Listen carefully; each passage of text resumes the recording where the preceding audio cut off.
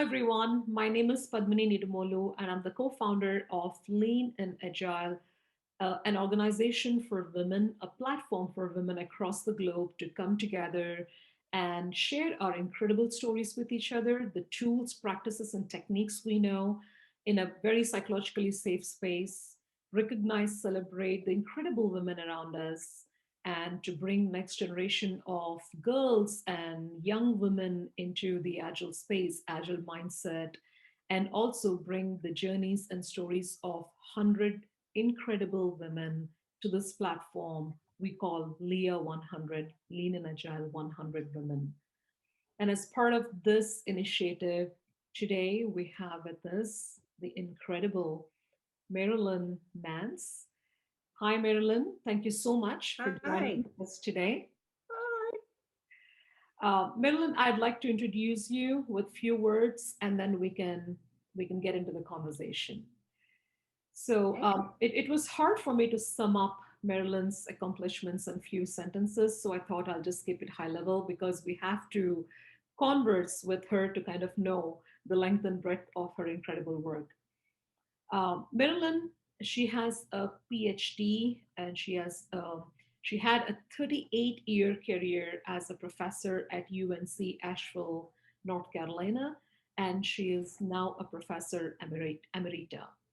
Her doctoral work focused on the introduction of patterns into organizations. She is well known for her many presentations on this topic. She's the co author of two very popular books, which most of you must have heard, read, and even implemented: Fearless Change, Patterns for Introducing New Ideas. This was launched in 2005. And the second book is More Fearless Change, Strategies for Making Your Ideas Happen, which was launched in 2015. And these two books document the successful strategies used by leaders of change in many different types and sizes of organizations. Marilyn has led numerous presentations and consultations on the topic of leading change for many organizations, including Microsoft, Danone Yogurt, Avon, Amazon, and Procter and Gamble. She continues to lead seminars and workshops on making change happen throughout the world. Welcome again, Marilyn. I'm so excited to have you here. Hi, everyone. So, Thank you. so talking of change, Marilyn, we are in the midst of a change that the world has, not predicted probably in 1,000 years, right?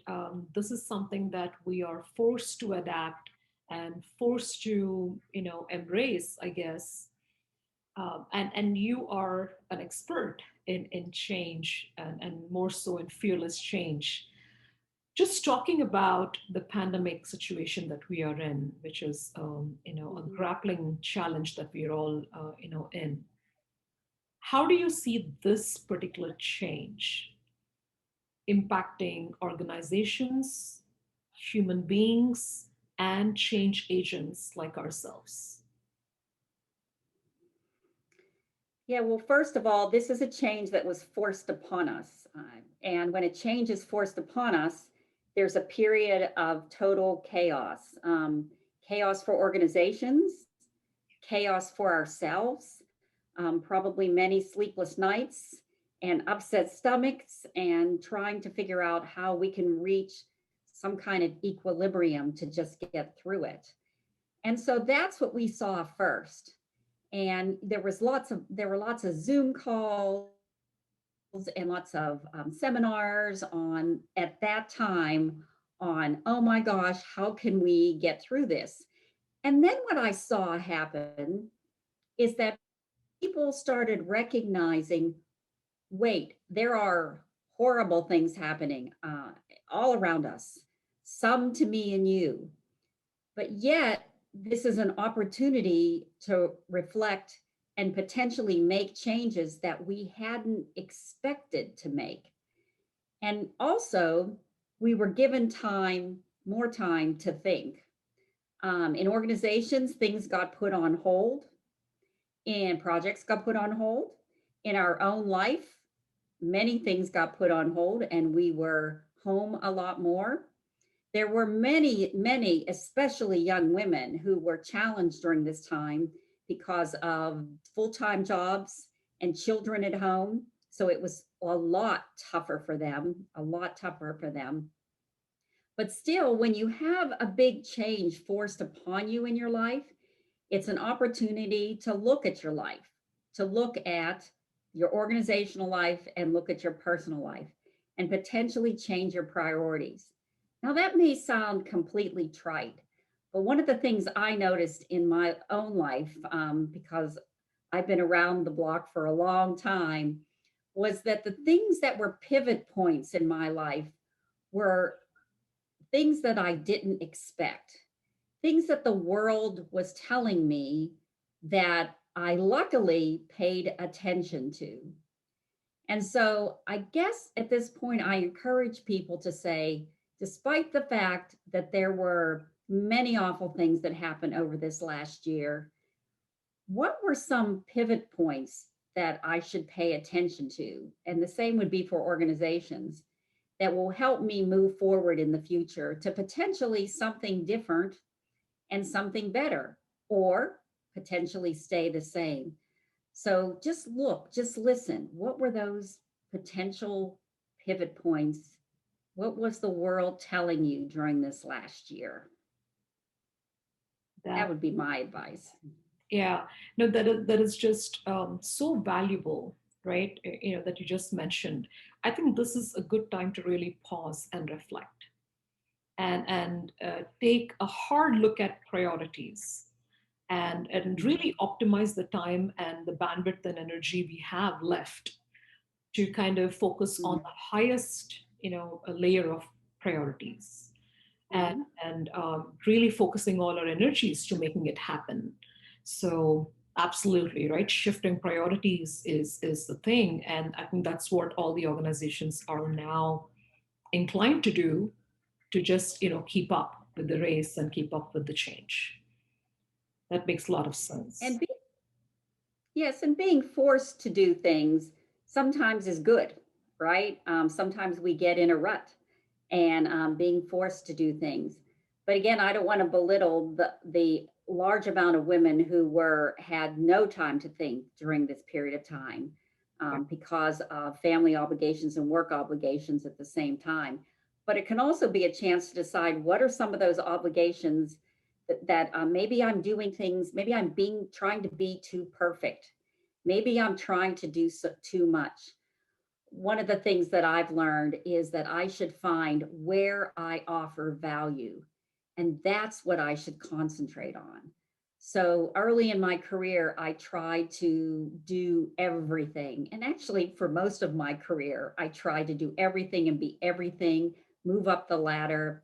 And at some point, maybe it was exhaustion, I'm not real Yeah, sure, but I started thinking more about where I add value to my organization and where I add value to my world. And that's what I concentrated on. And no longer make apologies for the other things that I'm maybe dipping my toes in, but not doing full force. So, one of the ways we can reflect during this time when things were changing and shifting unexpectedly is where do I add value and concentrate on that so that we don't have so much going on in our lives and end up, potentially becoming stressed and ill because stress is the number one problem that creates, physical challenges. So absolutely. that's another challenge I give people is what value do you add? And perhaps you want to concentrate on that. Yeah. And I almost want to kind of frame this that you just said, Marilyn. Where do I add value? Right? What is the value Mm-hmm. that I bring to the organization and in my personal life?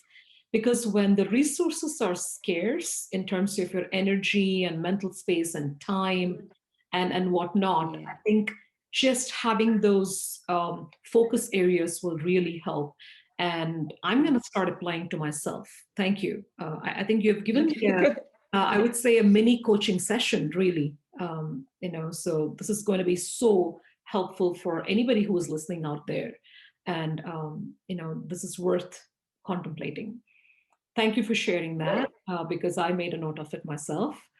Um, Good. you know, staying on the topic of change, right, Marilyn? You've written two books. You've co-authored two books with Linda Rising, who is Mhm. another, I would say, a bundle of energy and a source of inspiration to all of us. You've co-authored these two books. Why the emphasis about the fearlessness in the Mhm. change and the change that you want to bring up?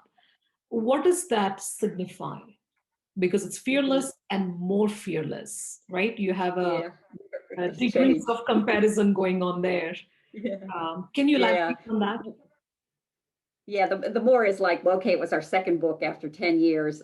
They asked us to write a second one with updates, and Linda and I had been keeping updates. So we had a lot to write about the second time. But the word fearless is interesting because if we were totally fearless, we would go around and do some really stupid things. So the word fearless, and we describe this in the book, is about less fear.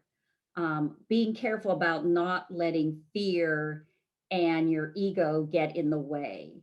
So, Mm. what are the walls that you put up that cause you to potentially miss opportunities, to potentially not take that next step? So it doesn't mean that you just willy-nilly do whatever. Perhaps going back to values, perhaps you don't have a talent in that area. Perhaps you don't have a strength in that area. So to go about doing things constantly without fear would just get you into a lot of trouble. But to have less fear, now there you're on to something. So less fear. Is fear causing me to stay, is standing in my way for things that I could be doing? Is fear causing me to be scared about asking for help? Recognizing I just can't do everything. I'm not good at everything. Where do I need to ask for help? Because that can be very fearful. How do I do these things? So that was the idea behind the word fearless. So Mm. to have less fear, not to be completely fearless. I think that nailed it for me. Because there is a difference, there is a distinction between, Yes, having less yes. fear versus fearless, right? As you rightly put, it's not about just not having fear or inhibition and do whatever you want, but it is about being less fearful and more assertive, I guess, and more confident about Mhm, what you're set out to do. mhm. That Yes, that and makes and knowing when to ask for help, which is something people are really scared of. They think they should do it all, and asking for help and building a team, that's hard, and it can be humbling, but that's part of having less fear. So, Absolutely. Now, if I flip this by the axis and really apply to women, Madeline, because that's the platform that we are striving to build through Lean and Agile. And one of the frameworks that we introduced was offer, seek, recognizing that every woman out there has something to offer. At the same time, every woman out there has a need to seek, right? mm, And the collective wisdom right there can kind of feed into that request. mhm, So, just a tangential question to what you just said, how can women have less fear, less apprehension, and less inhibition in asking for help? Because I think we have that need for perfection, right? We want to have our house in order, our work to be perfect, our kids to be the brightest, and do everything and all by ourselves. But unfortunately, there are only 24 hours in a day, and we need to sleep. mhm, So, how can we ask for help? Because that is something that I see lacking in the community. yeah. And one of the things I learned the hard way is I can't do it all. I'd like to say I'm the woman who did it all. And somewhere along the way, I learned that I couldn't do it all well.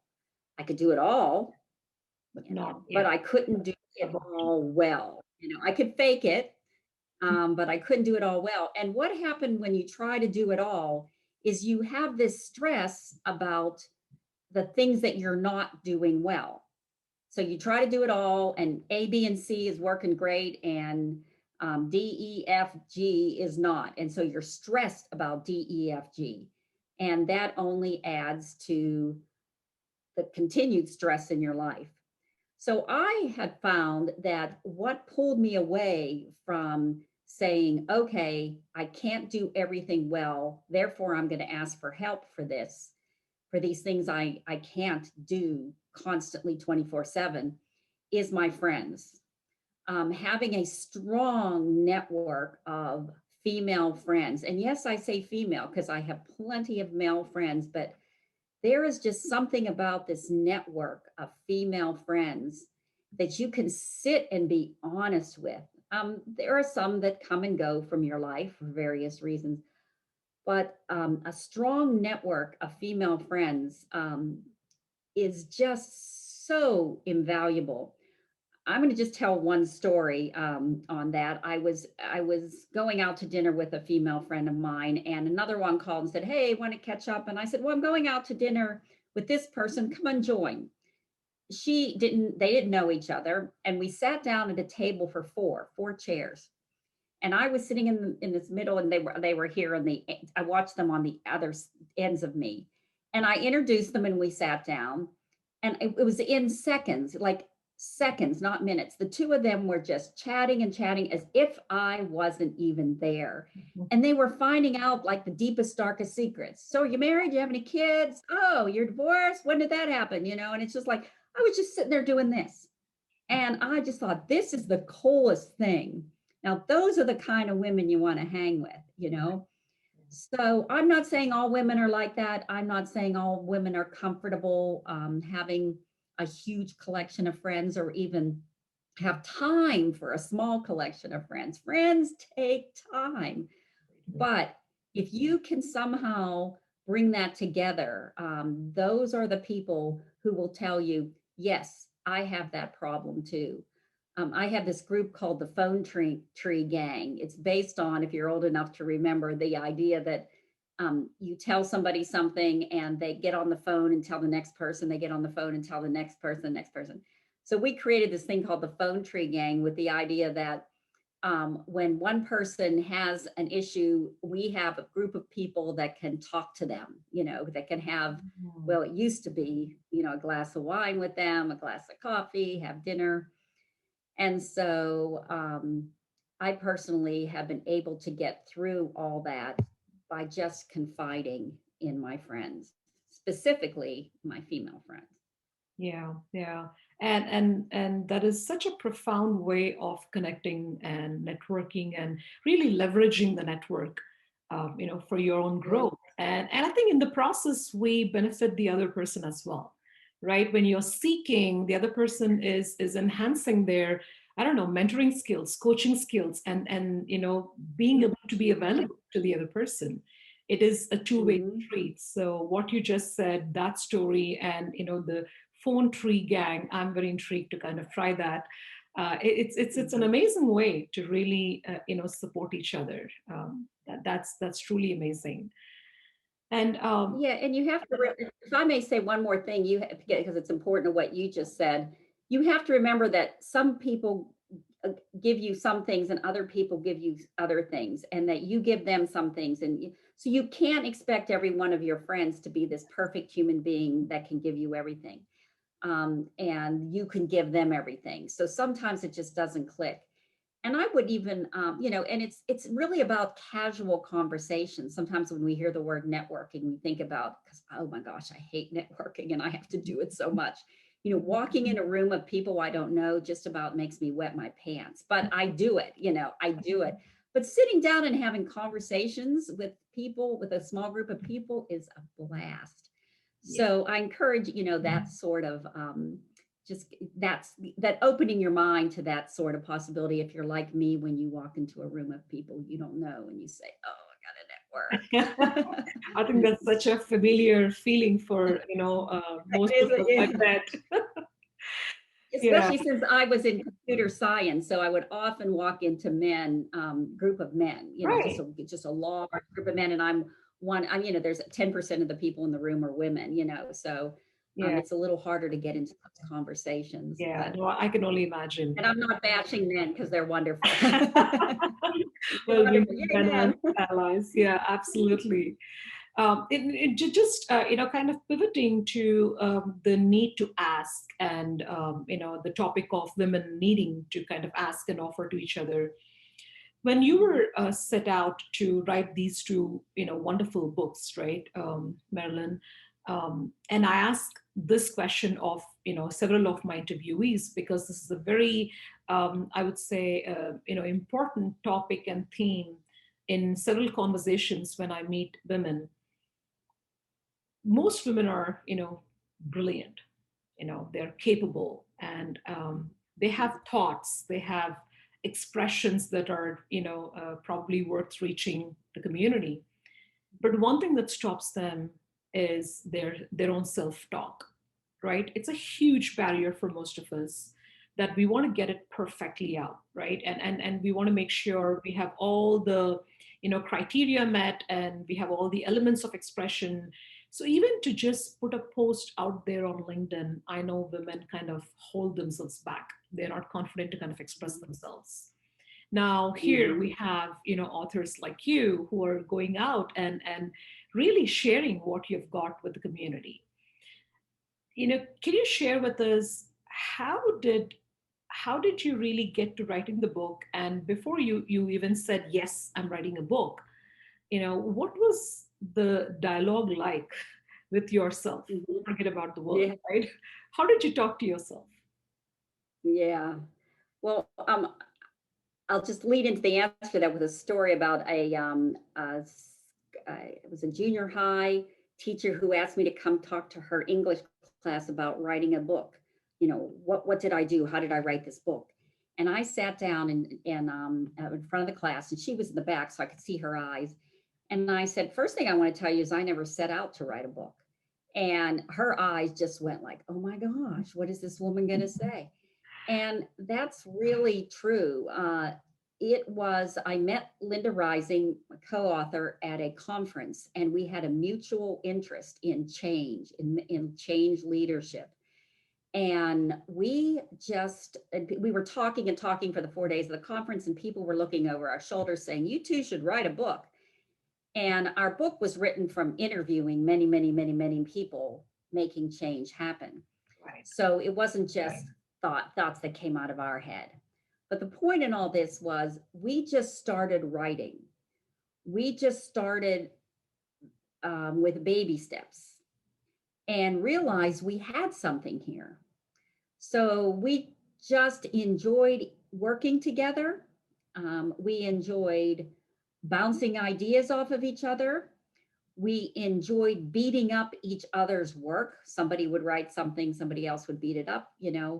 We enjoyed going to reviewers and have them look at it and then come back and whine about it and laugh about it. She was in a different state than I was, so there were times we'd meet partway in between in some hotel room and just sit there and write, and just laugh, and have a great time and get very serious and produce some things we were proud of. But and a lot of junk too. We produced a lot of junk that we threw out and or edited. So it I think that the stories we tell each other are this project is massive. How in whatever that project is, this project is massive. How can I do this? What if we talked to ourselves differently and said, what small step can I make and have fun along the way? Not 100% fun because work is hard, but occasionally have fun along the way. So rather than what big thing can we do, what small thing can we do today? What small thing can we do this week towards that? And that's what chips away at it. And while that seems like something, well, duh, it's so many people don't do that. Especially, women, like you said, that are talking to themselves and saying, I'm getting in my own way. What if you just did something small? And by the way, patted yourself on the back. And after a while said, when I get this done, I'm eating a chocolate cake. Maybe not the whole cake, but whatever, or a pizza or something, I'm going to reward myself. Um, so I just really think that we spend too much time concentrating on the whole and how darn hard it is, rather than taking a step here and taking a step there and making fun along the way where we can.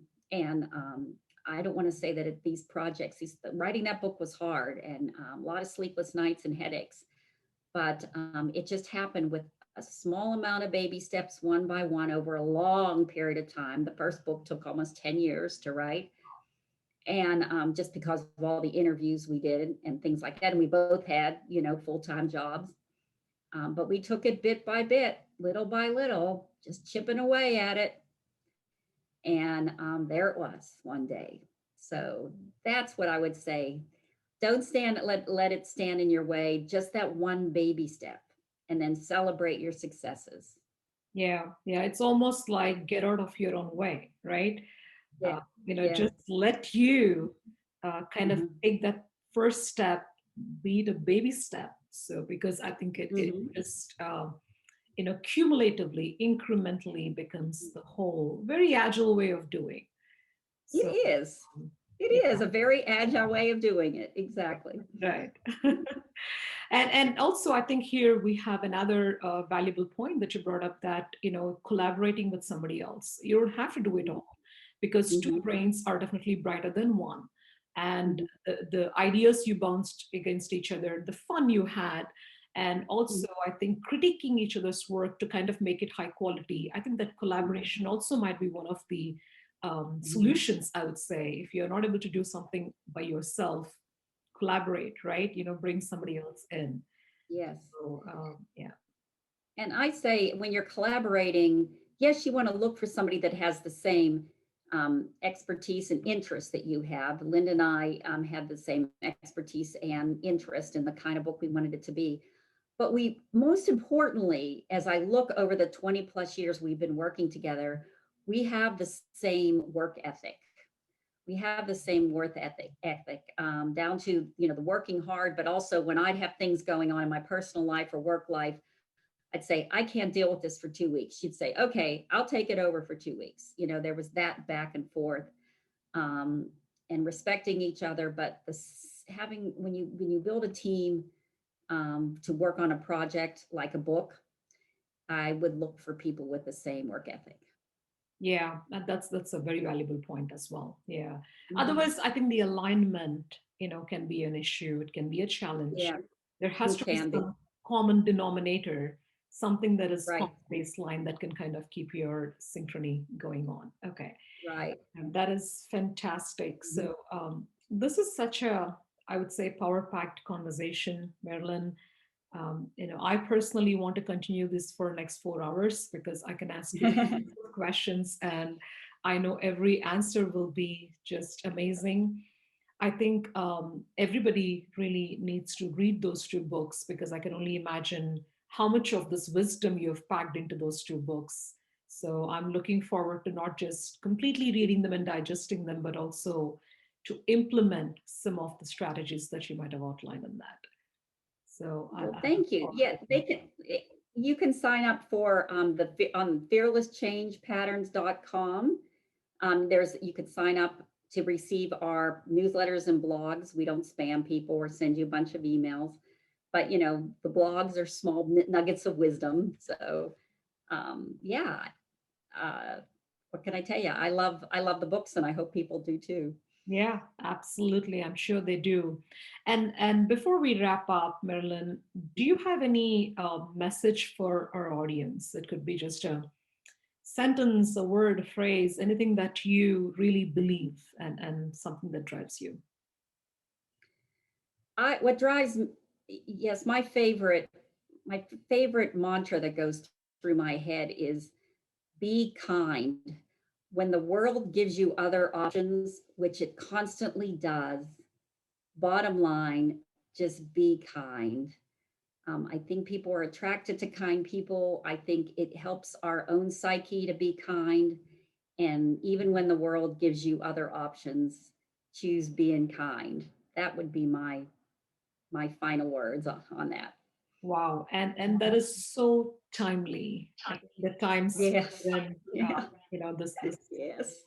we can all use Yes. so much kindness and empathy and compassion. That's a very profound message. Thank you so much, Marilyn, and You're very welcome. Thank you.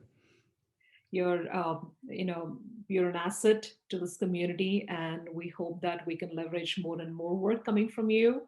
And good luck with everything that you're doing. And we hope to see more work from you and Linda Rising in the coming year. Oh, please contact me anytime. This has been delightful. So, hello to all you wonderful women out there and any men who are watching this. Thank you so very, very much.